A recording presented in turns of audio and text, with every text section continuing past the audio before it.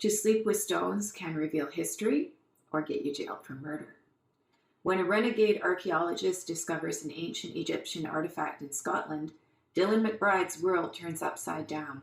Imprisoned for murder, he summons his friend, the Wicca priest Estrada, to solve the crime and set him free. Meanwhile, feeling abandoned in Canada, Michael Stryker discovers that playing vampire can suck the life out of you. So I'm just going to read a little bit from chapter 3, and this is after they found the artifact, and a couple other things have happened, and Dylan finds himself in trouble. It's called Murder. Perched on the edge of a wooden bench in an iron-barred jail cell, Dylan sat with his head in his hands, the most mournful soul that ever lived. He'd driven by the sheriff's office in Loch Gilpin many times as a teenager. He knew its medieval stonework and distinctive grey turret, but he'd never spent the night locked inside. It was late Sunday afternoon, and another night was fast approaching. Biting his lip, he forced back tears.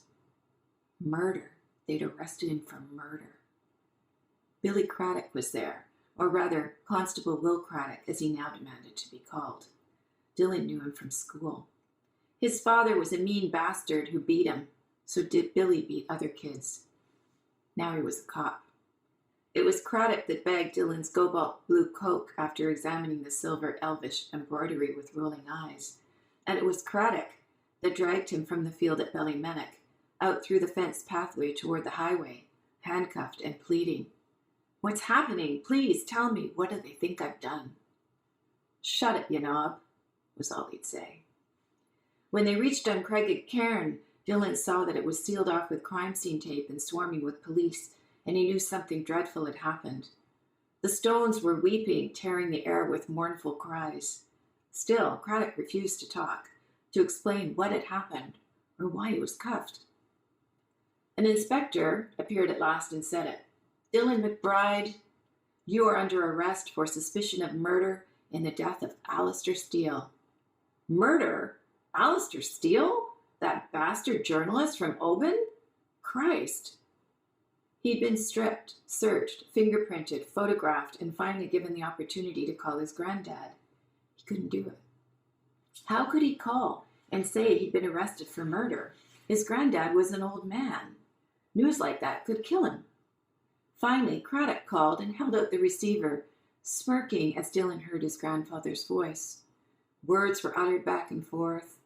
The only thing he remembered from the conversation was telling his granddad to call Estrada. He'd rattled off the number. Dylan didn't know what to do or how to act in a place like this. He wasn't one of the boys who stole or vandalized or got drunk and fought or cracked up their father's cars or beat up their girlfriends. He didn't do drugs. Christ, until last night, he'd never done more than let himself be kissed. 20 years old, and he'd never made love to a woman. Now he could spend the rest of his life locked up with men, bad men. He crouched over the toilet and puked. After wiping his mouth, he tried to calm down. It was all a mistake. He was innocent, and someone would prove it. The truth will set you free. Isn't that what people always said? Estrada would find Steele's killer and exonerate him. Justice would prevail. If it didn't... He leaned back against the rock wall and tried to relax, but the stones flooded his brain with the intense despair of 1,000 prisoners who, like himself, had crouched behind these bars and wondered what was to come. How had life come to this?